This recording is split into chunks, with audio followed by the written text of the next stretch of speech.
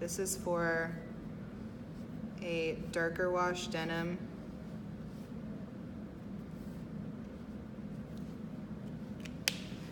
And then I'm using a Prussian blue and layering that over the gray. So it kind of mutes that blue a little bit.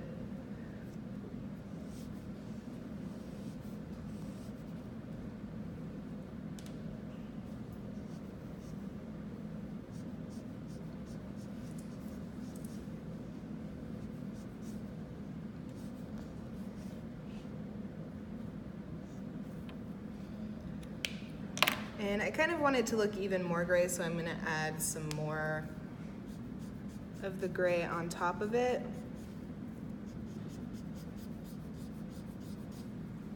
Just to tone down that blue a little bit more. That looks pretty good. Then I'm gonna use an even darker warm gray. So this is a W7 that I'm using for shadows. So when you're putting in shadows, always think about light source first. So I'm choosing my light source to come from this side of her. You can see when I did her skin tone here, her shadows are on this side. So light's coming from that side. So my shadows are gonna be over here.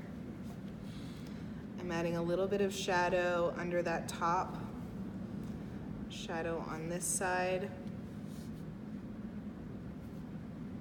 And in each of these little folds that I kind of laid out for myself already when I was drawing.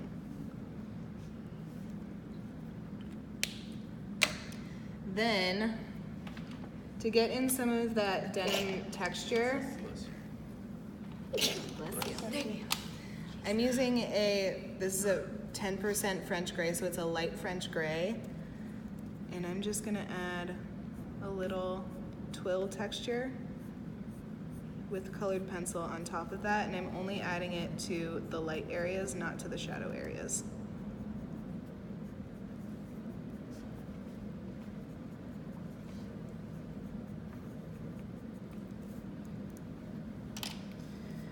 Then on top of that, if you want to add some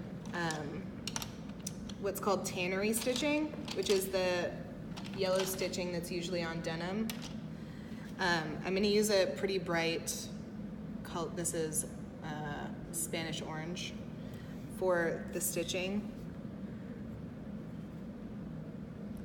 just to get a little bit more detail.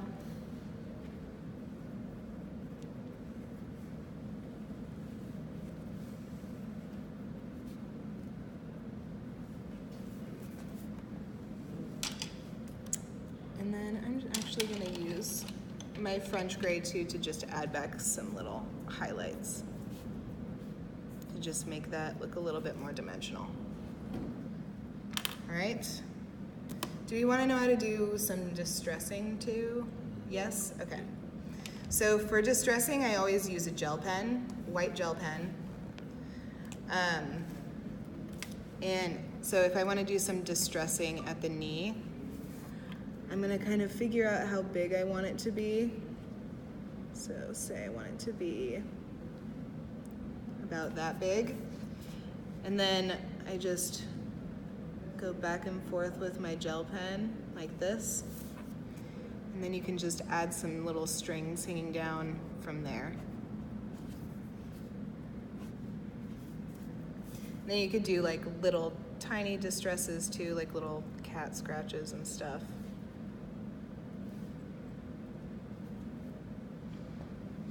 Coming from different areas. All right? Make sense? Everybody got it?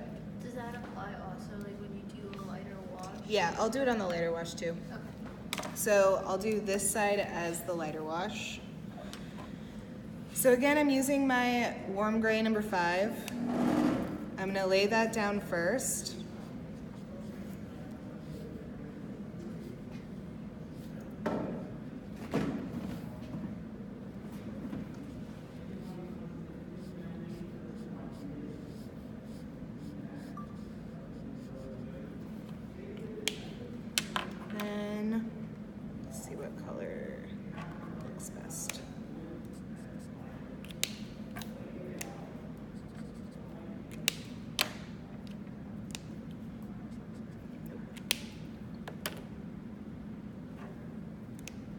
That's bright blue.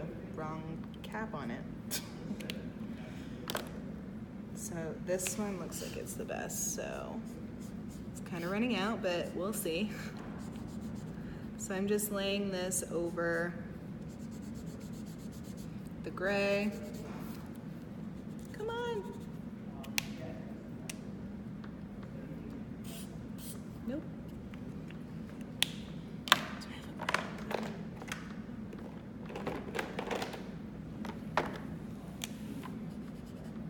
This will probably work.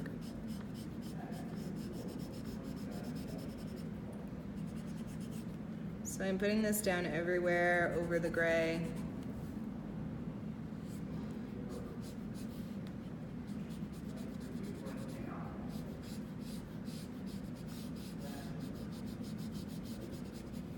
So I'm essentially just using the same technique. I'm just using lighter colors. And then I'm gonna use my W5 again to add in shadows. I don't want my shadows to be too dark on this. So adding my shadows with the W5.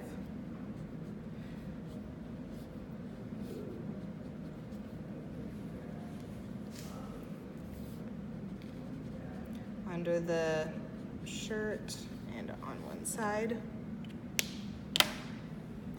Then with lighter colors, I'm gonna use a darker blue to add in the cross hatching instead of using the French gray, just because this won't show up as much. So I'm gonna go back in and add some cross hatching with the darker blue, just in the lighter areas, not in the darker shadow areas.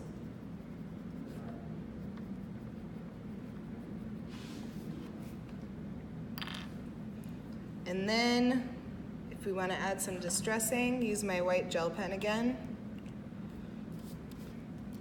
Figure out how big you want that distressed area to be. And then, with your gel pen, just go over it a few times. And then add some strings hanging down. Do we kind of understand the construction of denim and why I'm adding white instead of blue? Okay. And then I'm just gonna add a little bit of a darker edge around. What kind of gel pen did you use for that? Jelly roll. It's just a regular gel pen. It's from like a craftsman store then? Yeah. Okay. Yeah. I got a bunch from the artisan craftsman store. All right, so that's denim. For this area up here, so I'm gonna lay down a little bit of blue up here, but a lighter version of both of these. So do I even have?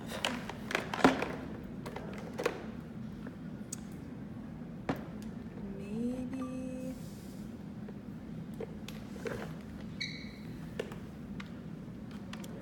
This one looks like a lighter version of this.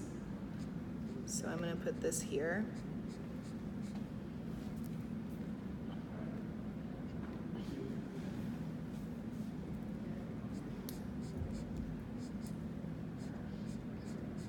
You don't have to be like super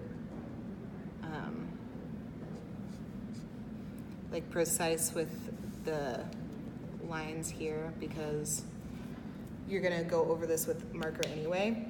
I left a little bit white here too just because there's a fold there, so there's like multiple layers of fabric. So that's gonna be a little bit more opaque than just one layer of fabric here. Then here, what can I use? Is this the dead one? It's probably fine. It's just a lighter version of this blue here.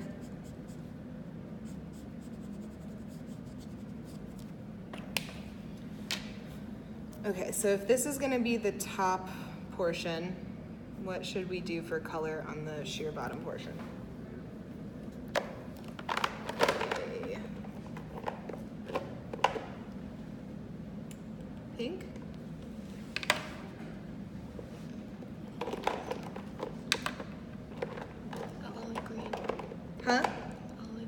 olive green? Okay.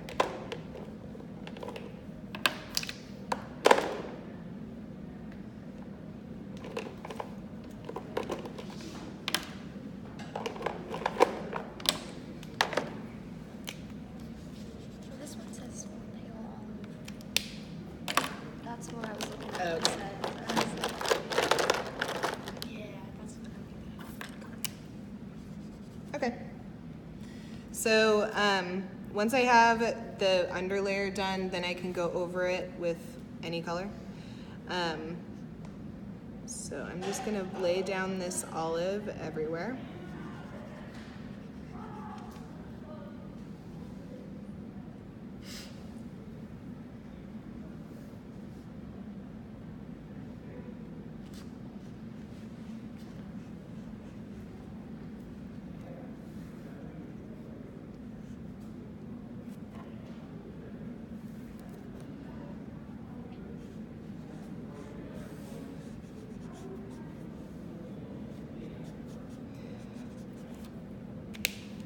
And then with sheer fabrics, when there's two layers of things, usually it's a little bit lighter, just because the sheerness of it makes it just a little bit darker when it's against a background. So what I'm gonna do is, with my gel pen, I'm gonna make these areas where there's a few layers a little bit lighter.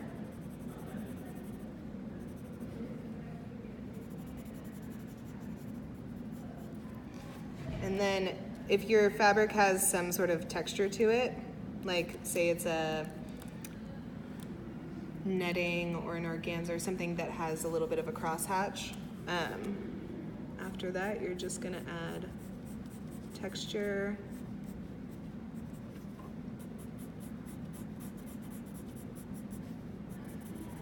Everywhere. And then I'm gonna go back in, and in just these areas where I left folds, with the same color that I used to render it at first, I'm adding just a few little shadows to give it a little bit more depth. So the shadows should go right next to those lightest areas. All right, make sense? Sounds good? Okay, then this top. So when I'm rendering prints, you don't have to be like super detailed and accurate with every little detail that you're seeing in the print. Really what you're trying to do is get the scale and the general motif in the print. So what I'm gonna do here, since this is a darker grounded print, I'm gonna start drawing in the motifs before I draw in the ground. Just because some of these areas are pretty light. So I'm going to start with my colored pencil.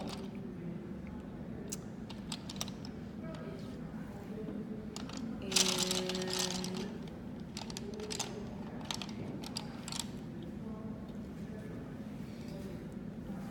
so it looks like there's some little like scrolly things.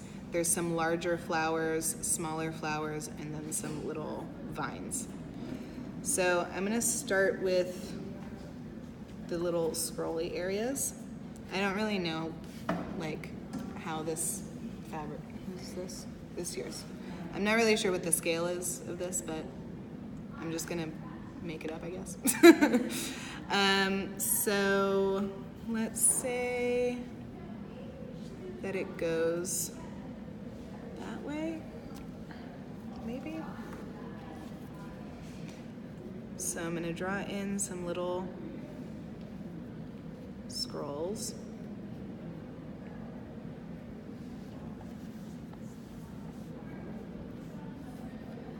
I'm just gonna draw a few more around.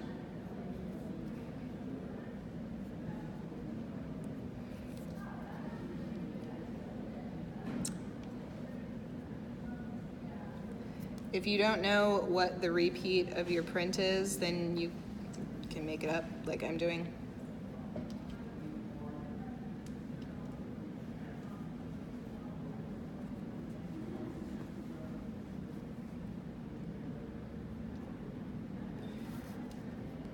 And have some of the motifs like cut off at certain, at certain points too. So not all of them are like just in the center. So now that I have that kind of done, I'm gonna draw in those larger flowers. So I'm getting the larger motifs down first.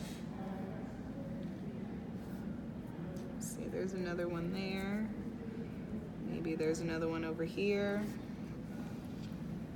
So you're kind of looking at your repeat and figuring out how it's spaced out. And I'm not being super accurate with the shapes. I'm just kind of getting the general idea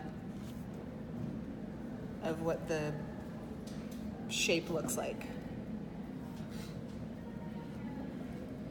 And then there's a few other little flowers, smaller ones.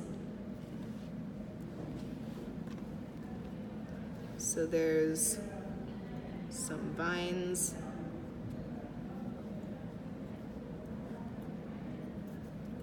And some smaller flowers.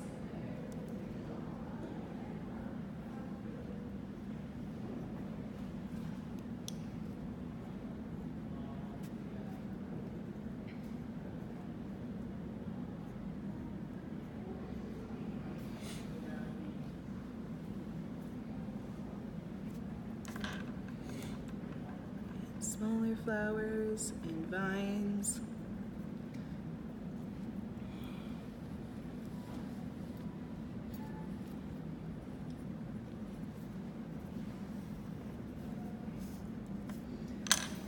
Okay, so now once I have the general idea of what the motifs are here, then I'm gonna start markering in the different motifs.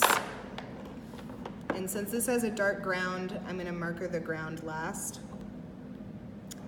So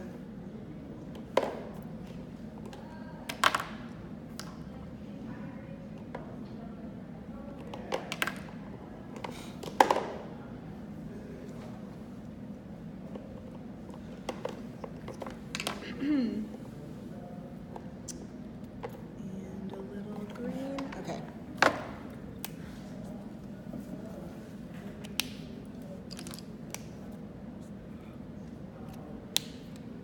I'm gonna start with the lighter olive for some of the little leaves.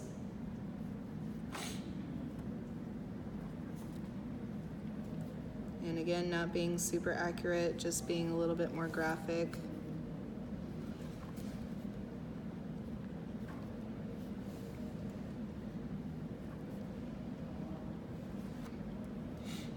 Making sure that there's kind of like an even number of them kind of placed around.